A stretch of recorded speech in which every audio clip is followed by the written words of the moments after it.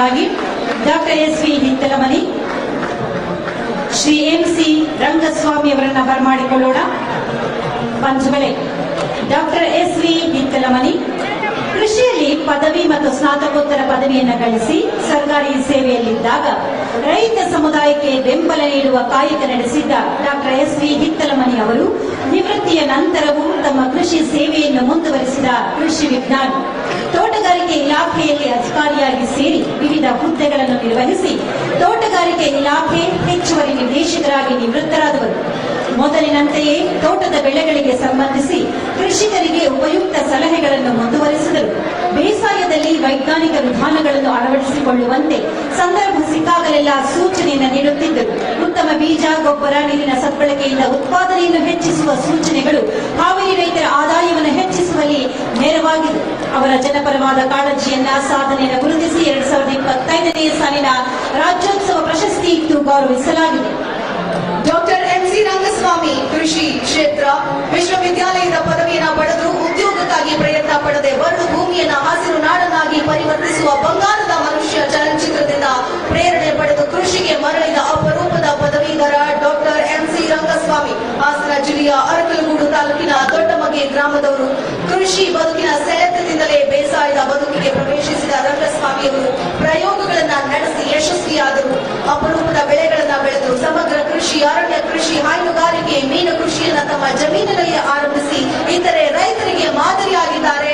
Doctor MC. Rangaswamy ಅವರಿಗೆ ಕೃಷಿ ಕ್ಷೇತ್ರದ ಸಾಧನೆಯನ್ನ ಮೆಚ್ಚಿ 2025ನೇ ಸಾಲಿನ ರಾಜ್ಯೋತ್ಸವ ಪ್ರಶಸ್ತಿಯನ್ನ ಕೊಡಮಾಡಲಾಗ್ತಾ ಇದೆ. ಚಪ್ಪಾಳೆಯ ಮೂಲಕ ಪ್ರೋತ್ಸಾಹಿಸೋಣ. ಮುಂದಿನ ಕ್ಷೇತ್ರ ಮಾಧ್ಯಮ. ಶ್ರೀ ಕೆ. ಸುಬ್ರಹ್ಮಣ್ಯ, ಶ್ರೀ ಅಂಶಿ ಪ್ರಸನ್ನಕುಮಾರ್, ಶ್ರೀ ಬಿ.ಎಂ. ಹನೀಫ್, ಶ್ರೀ ಎಂ. ಸಿದ್ದರಾಜು. ಮಾಧ್ಯಮ ಕ್ಷೇತ್ರದ ಸಾಧಕರು ಶ್ರೀ ಕೆ. ಸುಬ್ರಹ್ಮಣ್ಯ, ಶ್ರೀ ಅಂಶಿ ಪ್ರಸನ್ನಕುಮಾರ್, ಶ್ರೀ ಬಿ.ಎಂ. ಹನೀಫ್, ಶ್ರೀ ಎಂ. ಸಿದ್ದರಾಜು.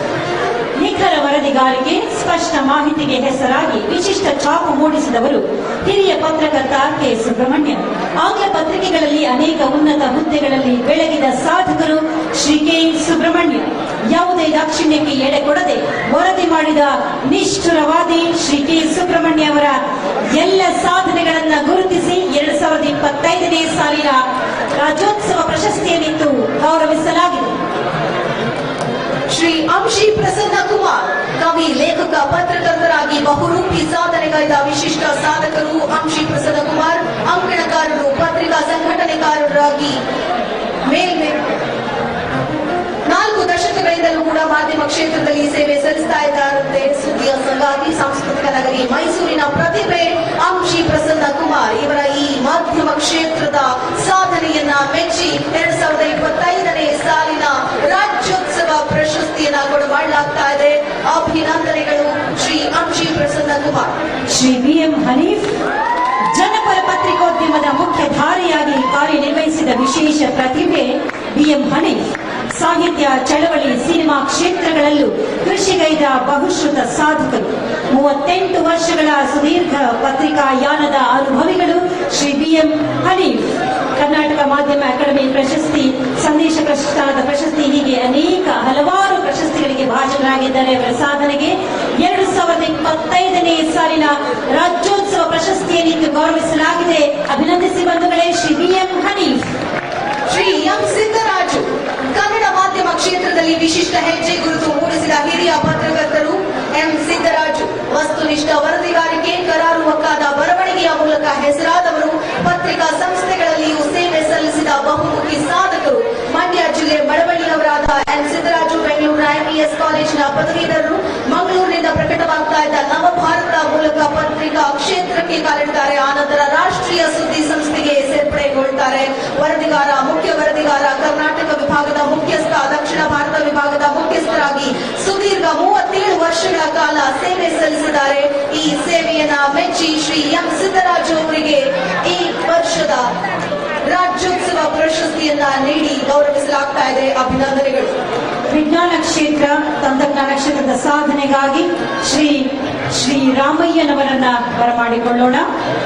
ಶ್ರೀ ರಾಮಯ್ಯನವರು, ಅವರ ನಂತರ ಏರ್ ಮಾರ್ಷಲ್ ಫಿಲಿಪ್ ರಾಜ್ಕುಮಾರ್, ಅವರ ನಂತರ ಡಾಕ್ಟರ್ ಆರ್.ವಿ. ನಾಡಗೌಡ.